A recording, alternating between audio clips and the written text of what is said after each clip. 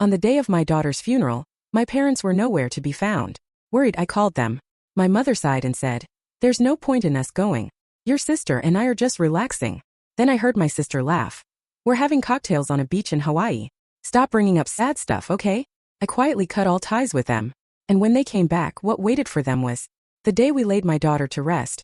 My parents were conspicuously absent. Worried, I called them. My mother sighed. "There's really no point in us coming. Your sister and I are just relaxing." Then my sister chimed in with a laugh. "We're having cocktails on a Hawaiian beach. Stop talking about sad things, okay?" I quietly decided to cut ties with them right then.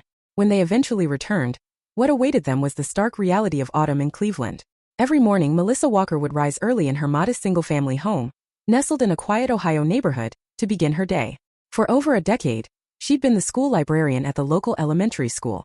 Her diligent nature and genuine affection for children had earned her the deep trust of both her colleagues and the parents. "Amy, time to get up," Melissa would call, knocking on her daughter's bedroom door upstairs, but there was never an answer. Of course not. That room was empty now.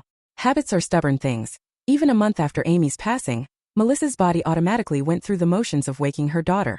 10-year-old Amy had lost her fight with childhood leukemia the previous month, a year after her diagnosis. Until Amy drew her final breath, Melissa never once left the hospital. While eating breakfast, Melissa's gaze drifted to the family photo on the wall. Taken 3 years prior, it showed what was once a happy family of 3: Melissa, her ex-husband Jason, and a healthy Amy. Though they had been divorced for 3 years, Melissa had kept up a good relationship with Jason. He was a responsible father who took joint custody seriously, and had remained by Amy's side throughout her entire illness. "I wonder what my parents are doing right now," Melissa mused as she picked up her coffee cup. Melissa's parents, Henry and Diana, ran a thriving real estate company in suburban Cleveland. They were always engrossed in their work, proud of their achievements and the affluent lifestyle it afforded them. Their luxurious mansion and expensive cars were a testament to how much they valued social standing. "Money isn't everything," Melissa whispered to herself, looking out the window. For Melissa, her relationship with her parents had always been strained. Growing up, she couldn't recall receiving much affection from them. In Henry and Diana's eyes, Melissa was perpetually not enough. Even when she excelled in school, they'd say, "You could have done better." When she chose to major in education in college, they were disappointed, remarking, "You should have picked a more profitable field." Meanwhile, her younger sister, Cindy, was always their parents' favorite. She worked at their real estate company and lived the life Henry and Diana envisioned. Cindy was successful, vibrant, and in their parents' eyes beloved, at least that's how it seemed to Melissa. "When are Grandma and Grandpa coming?" Amy had asked this countless times during her illness. But Henry and Diana rarely visited the hospital. They always had excuses like important meetings or being in the middle of a big deal, pushing back time with their granddaughter. Though hurt by her parents' coldness, Melissa put on a brave face for her daughter. "Grandma and Grandpa are really busy, but they're very worried about you," she'd say, holding Amy's hand. However, on that early morning when Amy's condition took a sudden turn for the worse, Melissa's first call was to her parents. "Amy's condition has worsened. Please come right away," she pleaded, her voice desperate. But Henry and Diana said they had an important breakfast meeting with clients and promised to arrive in the afternoon. That promise was never fulfilled. Amy passed away quietly just after noon, with Jason and Melissa by her side, without seeing her grandparents' faces one last time. "I need to finish getting ready," Melissa said, standing up to prepare for the day. Today was Amy's funeral, the day to say a final farewell to her beloved daughter. Melissa still couldn't quite believe it. That child with an angelic smile was no longer in this world. While taking her morning shower, Melissa cried. She had resolved that these would be her last tears. She would be strong at her daughter's funeral for Amy, to send her off with dignity until the very end. St. John's Church, surrounded by ancient oak trees, was filled with people who had come to bid farewell to a little angel. More people than expected had gathered for Amy's funeral. Melissa's colleagues from the elementary school, Amy's classmates and their families, neighbors, and relatives who had traveled from afar. They had all come to mourn the bright, intelligent little girl. Melissa stood near the church entrance, quietly greeting people as they arrived. Her ex-husband, Jason, had come early and stood beside her. Even after their divorce, they had maintained a good relationship for their daughter's sake. And their bond had grown even deeper through sharing this grief. "Thank you for coming," Melissa said softly to a fellow teacher. "I brought the book Amy loved," the teacher offered, holding out a book titled, The Big Adventures of a Little Girl. It was the book Amy always borrowed from the school library. The clock showed 10 a.m. 30 minutes until the service was set to begin. Melissa suddenly realized something. Her parents and sister were nowhere to be seen. "Aren't Henry and Diana here yet?" asked her Aunt Martha worriedly. She was Henry's sister and the only person in the family who truly understood Melissa. "They should be here soon. I've contacted them several times," Melissa answered, taking out her cell phone. There were no missed calls or messages from her parents. Melissa took a deep breath, trying to stay calm. No word from Cindy either? Martha further inquired. No, nothing from my sister either. I called yesterday and the day before, but it went straight to voicemail. What on earth is wrong with them? Martha's expression showed her anger at them being late to their own granddaughter's funeral. Jason placed his hand on Melissa's shoulder. Are you okay? We could delay the service a bit. Melissa shook her head. No, let's start as scheduled. I don't want to keep Amy waiting. But internally, she was wrestling with intense anxiety and anger. Could her parents really not come? No matter how strained their relationship, this was their granddaughter's funeral. As the start time neared and attendees began taking their seats, the priest approached Melissa to let her know that everything was ready. However, Melissa was still standing at the entrance, scanning for her parents. Could you wait just 5 more minutes? Melissa asked the priest. Of course, I understand how you feel. The priest smiled warmly and returned inside. With one last sliver of hope, Melissa took out her phone and dialed her mother's number, her heart pounding. One more time. Her parents simply couldn't miss this. After several rings, the call finally connected. Hello. Melissa's voice trembled slightly. The service is about to begin. Where are you? After a brief silence, Diana's voice came through, but it was cold, as if from a great distance, followed by a sigh. Melissa, listen. What's the point of us coming? I'm taking your sister for some refreshment. Melissa couldn't believe her ears. What are you saying? Today is my daughter's funeral. I know, Diana's voice retained its usual iciness, but our being there won't change anything. Amy is gone now. I can't believe this. Melissa's voice was shaking, unsure if it was from anger or sadness. You just. Then, another voice came through the phone. It was her sister, Cindy, who seemed to have taken the phone. Hey, Melissa. Cindy's voice was cheerful, sounding somewhat elated. In the background, there were sounds of the ocean, people laughing, and upbeat music. We're drinking cocktails on a beach in Hawaii. Let's not talk about depressing things, okay? Melissa was at a complete loss for words. Standing at the church entrance, she was utterly frozen. The background sounds told the entire story. Her parents and sister were enjoying a vacation in Hawaii on the day of her daughter's, their granddaughter's, their niece's funeral. Mom and Dad were really tired, so this vacation was necessary, Cindy continued. I'm sad about Amy, but life goes on. You should start looking forward too, you know? Melissa clutched the phone with trembling hands. She remembered Amy's face during her illness, saying so many times, I want to see Grandma and Grandpa. The image of her daughter enduring pain but still looking forward to seeing her grandparents. And now on her daughter's final day, her parents were drinking cocktails on a beach. I understand. Melissa's voice suddenly became cold and composed, as if she were a different person. This is the end. Don't contact me again. What are you saying? That's so dramatic. Cutting off Cindy's words, Melissa hung up. Jason, who had been standing nearby, immediately realized something had happened from Melissa's expression. Melissa, what happened? Melissa took a deep breath. Not a single tear flowed, only a light of determination shone in her eyes. My parents are in Hawaii. They're on vacation, she said matter-of-factly. What? Jason raised his voice. You mean they? It's fine, Melissa said quietly. Let's start the service. It's time to say goodbye to our daughter. She walked into the church with dignity. As attendees turned to look, Melissa faced straight ahead. Standing next to the priest, she smiled gently. Please begin. Today we celebrate Amy's life. Let's remember the love and joy she brought to all of us. Throughout the service, Melissa did not cry. She stood strong with dignity. She smiled at Amy's photograph, recited her daughter's favorite poem, and finally placed a small white rose on the coffin. Goodbye, my angel. You will always be in my heart, she whispered. Even as mourners expressed their condolences after the funeral, Melissa maintained her composure. However, in her heart, she had made another important decision, to completely sever her relationship with her parents and sister. That day, Melissa's life split in two. It was a day of grief for losing her beloved daughter, and a day when she cut the final ties with her parents. She had resolved to live by her own strength, carrying Amy's memory in her heart. The sound of cold rain tapping on the window interrupted Melissa's thoughts. She sat by the window in the Cleveland Children's Hospital cafeteria, holding her coffee cup with both hands. 2 weeks had passed since Amy's funeral. The deep sadness continued, but it was no longer the intense pain of before. It had become a dull ache quietly residing within her. You've been deep in thought. When Melissa looked up, Dr. Sarah Cohen, Amy's attending physician, was sitting across from her. Sarah was a pediatric oncologist in her mid-40s who had supported Amy throughout her battle as her primary doctor. I'm sorry, I was just thinking. Melissa smiled. It's okay, I understand. Sarah looked at Melissa with kind eyes. Amy was a wonderful child. Her strength and hope had a big impact on the other children too. Melissa nodded, holding back tears. She never gave up. I want to do something to keep her name alive. Sarah looked at Melissa with interest. What are you thinking of doing? I haven't decided exactly yet. Melissa searched for words. Something like a foundation to support children battling illness like Amy and their families. Sarah's face brightened. That's a wonderful idea. Actually, I've been feeling the need for such support too. Children fighting diseases need not only medical care, but also emotional support. Melissa nodded quietly. During Amy's illness, she had witnessed many families struggling with financial problems and psychological burdens. Parents who had to quit their jobs to dedicate everything to their child's treatment. Families struggling with transportation costs to commute from distant places. The Amy Walker Foundation for Pediatric Cancer Patients, Melissa said quietly. What do you think? A perfect name, Sarah agreed wholeheartedly. If there's anything I can do, just let me know. I could serve as a medical advisor. From that day, Melissa's new mission began. First, when she told her ex-husband Jason about the foundation concept, he immediately supported it. Giving back to society what Amy left behind. That's what she would have wanted.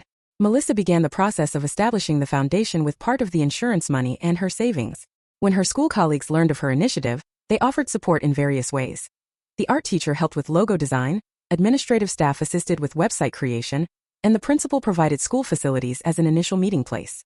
The crowdfunding was also surprisingly successful. Many people touched by Amy's story donated more than twice the target amount in just 1 month.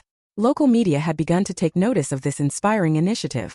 An article in the Cleveland Daily titled, "A Little Angel's Big Legacy of Hope" detailed Amy's battle and the foundation her mother had established. The article featured a smiling photo of Amy and a poem she had written in her hospital room called, "The Day I'll Fly." Meanwhile, Henry and Diana, having returned from Hawaii, began to notice the lack of contact from Melissa. For the first few days they thought, Melissa is still angry. However, as 1 week, then 2 weeks passed with no contact, they finally began to feel uneasy. Time will resolve this, Diana told her husband. Melissa has always been emotional. She'll contact us when she calms down. But unbeknownst to them, Melissa's resolve had hardened. Her relationship with her parents was completely over. In her heart, there was no longer any place for them. One day, a month after Amy's death, Melissa was heading to her office. The foundation's activities had officially begun, and she had taken a half-day leave from work to handle foundation business. Her phone rang. Call from an unknown number. This is Michael Brown, an attorney with Green and Associates law firm. A male voice responded politely. Do you have a moment? Yes, that's fine. Melissa felt a little tense. How can I help you? Actually, I've been contacted by your mother, Diana Foster. The lawyer explained calmly. Your parents have been trying to reach you, but there's been no response. I have nothing to say to them. Melissa's voice was cold and clear. If my parents truly wanted to contact me, why didn't they return immediately from Hawaii? Why didn't they even come to my daughter's funeral? The lawyer cleared his throat on the other end. I'm not aware of those details, but... Then please relay this message, Melissa said quietly but firmly. I will not be contacting them. I have no intention of ever seeing them again. This decision is non-negotiable. After ending the call, Melissa felt strangely lighter. That afternoon, she made a decision to send her parents the letter Amy had written to her grandparents just before she died. She decided to send the letter through the lawyer. Amy's last message, written in childish handwriting on white stationery. Dear Grandpa and Grandma, I understand you're too busy to visit me, but I wanted to see you just once before going to heaven. Mommy says you have important work, but I feel lonely. Was I a bad girl? Is that why you didn't come to see me? Love, Amy. With that letter, she added a brief note from herself. These are my daughter's last words. The hospital staff has also seen the photos of your Hawaii trip. Please don't contact me again. The day after sending the letter, Melissa's phone showed a dozen missed calls, all from her parents. But she didn't answer any of them. She ignored all emails and voicemails. Her resolve was firm. The following week, an event was held for the opening of the foundation's office. It was a small space in a corner of Cleveland Children's Hospital, but it was filled with hope. Many people gathered to celebrate the foundation's launch. As Melissa was finishing her speech, Henry and Diana appeared at the entrance. Diana's eyes were red from crying, and Henry's expression was filled with anguish. Cindy was not with them. As they tried to approach Melissa, Dr. Sarah and Jason stepped in front of them. Please don't upset Melissa today, Sarah said in a calm, professional voice. This is an important day for her and Amy. But we want to. Diana began, but Jason interrupted. That's enough. Melissa has made it clear she doesn't want to see you. Please respect that. Henry tried to protest, but noticing the cold stares from those around, he fell silent. They seemed to finally understand that they were completely isolated from everyone present. That night, Melissa slept peacefully for the first time in a long while. In her dream, Amy appeared. Mom, it's okay. I'm watching over everyone, she smiled. When she woke up, tears were streaming down Melissa's cheeks, but these tears came not from sadness, but from quiet relief and determination. Her life from now on would be dedicated to carrying on Amy's legacy and supporting families experiencing the same suffering. And as for her relationship with her parents, that door was closed forever. On an autumn afternoon, as the trees began to turn vibrant colors, the conference room at Cleveland Clinic was bustling with people. Local political and business leaders, medical professionals, and children battling cancer, along with their families, had all gathered to celebrate this special day. Today, Cleveland Clinic is proud to announce that a new section of the pediatric ward will be named the Amy Walker Wing, declared Dr. Robert Simmons, the hospital director, from the podium. Amy's short life and the dedicated work of the foundation established by her mother, Melissa Walker, have deeply impacted our entire community. As applause erupted from the audience, Melissa sat quietly next to Jason. 3 months had passed since Amy's death. During this time, her foundation had achieved remarkable growth. Thanks to a major donation from a well-known local philanthropist, the foundation was able to provide financial support to families of pediatric cancer patients, hire counselors for emotional care, and even start a program to subsidize transportation and accommodation costs associated with treatment. When Melissa took the stage, the room fell silent. Today, I want to express my gratitude to everyone and share my daughter Amy's dream. Her voice was emotional yet strong. Amy said she wanted to create a place where sick children could play with smiles on their faces. Today, part of that dream comes true. Her brief speech was moving, particularly her final words, which were etched into many hearts. I'm grateful I could be by my daughter's side at the end. I've realized how important it is to have family who stays with you. Every child has the right to be loved. Every child has the right to be surrounded by those who care. Until their final moment. These words were broadcast on the local TV news that night. Henry and Diana watched the news in their living room. Melissa's words pierced their hearts like needles, especially the part about how important it is to have family who stays with you, which seemed clearly directed at them. She won't forgive us, will she? Diana said, holding her wine glass with trembling hands. Henry silently stared out the window. Over the past 3 months, his real estate company had gradually begun losing customers. Long-term clients were terminating contracts one after another, and new clients were decreasing. At first, he thought it was an economic fluctuation, but last week, a former client told him the real reason. To be honest, Mr. Foster, continuing to do business with your company has become a risk to my image. I read the article about Amy's foundation. Remembering those words, Henry grimaced. He could feel the reputation and business he had built over many years beginning to crumble loudly. Have you heard from Cindy? Diana asked. No, she's probably overwhelmed with her own problems. It was last week when Cindy's fiancé's family announced they were breaking off the engagement. They had been in a relationship for many years, but the breakup came suddenly. Henry, in his anger, called the fiancé's father. Why? He demanded. To which the fiancé's father coldly replied, Let me be clear, Mr. Foster. We don't want to be associated with people who skip their sick granddaughter's funeral to party in Hawaii. I cannot allow my son to be connected to such a family. Cindy was furious at this news. That girl's funeral has nothing to do with us. Unfortunately, these words were recorded by one of her fiancé's friends and spread on social media. Within days, people all over Cleveland had heard the recording, and criticism of Cindy poured in. She had to temporarily leave her job and was staying with a friend in another state. The final blow for Henry and Diana came on Sunday at church. They had been dedicated members of this church for years, but now they had no place there. When the pastor praised Melissa's foundation's activities during Sunday service and sought the congregation's support, the gazes directed at them were cold. Christ teaches us to cherish the weak, especially children. The pastor preached passionately. Melissa Walker's initiative is precisely putting that teaching into practice.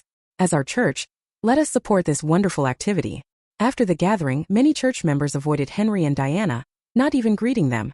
Margot Pierce, who had been their friend for many years, finally told them the truth. Everyone knows Henry Diana. As Amy's anniversary approached, the local paper ran a feature on Amy and the foundation.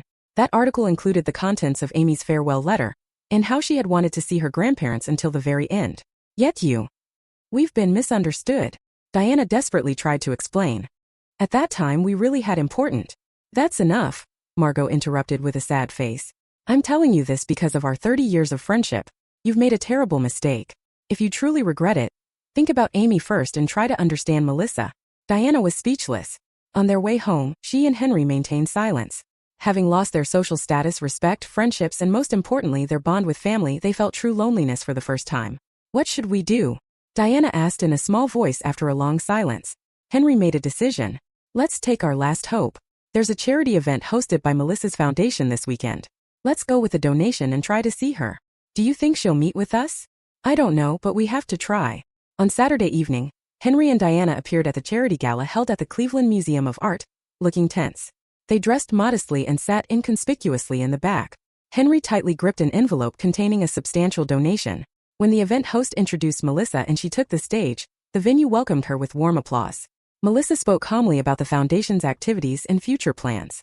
She was no longer a mother crushed by grief, but a strong woman with a mission. After her speech, Melissa began mingling with the participants. Henry and Diana summoned their courage and approached her. "Melissa!" Diana called out in a small voice. Melissa turned around and saw her parents. There was no surprise in her expression, just quiet recognition. "What can I do for you?" Her voice was calm, devoid of emotion. "Please forgive us at that time." Diana began to apologize tearfully. Melissa quietly interrupted.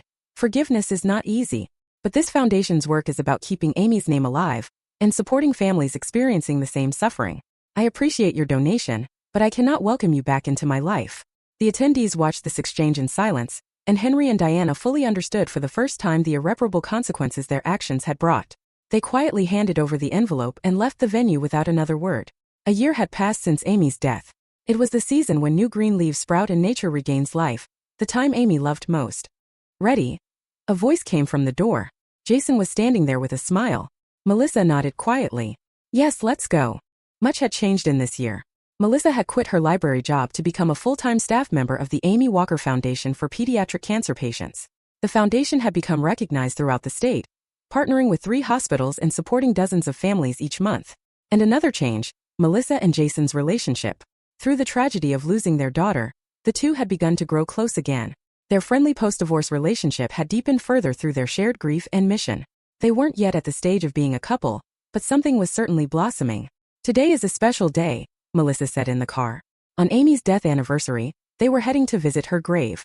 "She would be proud," Jason answered, keeping his eyes on the road, "of what you've accomplished this year." When they arrived at the cemetery, they walked quietly. As they approached Amy's grave, an unexpected sight met their eyes. A small bouquet had already been placed there. Melissa stopped and picked up the card attached to the bouquet. It read, "We love you, Amy. From Grandpa and Grandma." They came. Melissa's voice was controlled, devoid of emotion. "What do you want to do?" Jason asked. Melissa quietly returned the bouquet to its original place and arranged it alongside the flowers they had brought. "These are for Amy, not for me." That afternoon, when Melissa returned to the foundation office, Nurse Linda was waiting for her.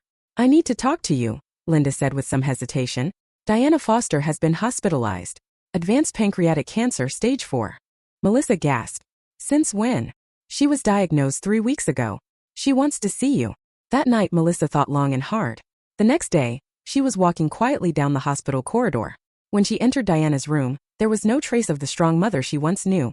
Only a frail old woman lying there. Henry stood up with a surprised expression. "Melissa." Without saying anything, Melissa sat by the bedside and quietly took Diana's hand. "I cannot forgive what you did," she said quietly. "But I think Amy would feel differently. She wanted to see you until the very end. That's who she was." To the tearful Diana, Melissa continued, "I won't become like you. I'll provide the support you need. But this isn't reconciliation. I'm just doing what Amy would have wanted." After Melissa left, Diana and Henry didn't exchange words. They had lost their fortune, fame, and friends, and most importantly, they had lost the love of their daughter and granddaughter. But today, for the first time, they felt as if a slight gap had opened in what had been a completely closed door. For the next few months, Melissa occasionally visited the hospital. She hadn't forgiven her parents, but she didn't want to live in complete hatred either.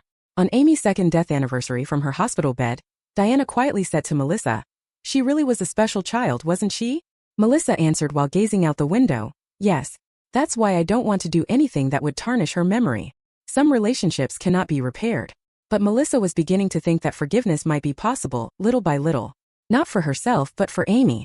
For her daughter watching from heaven.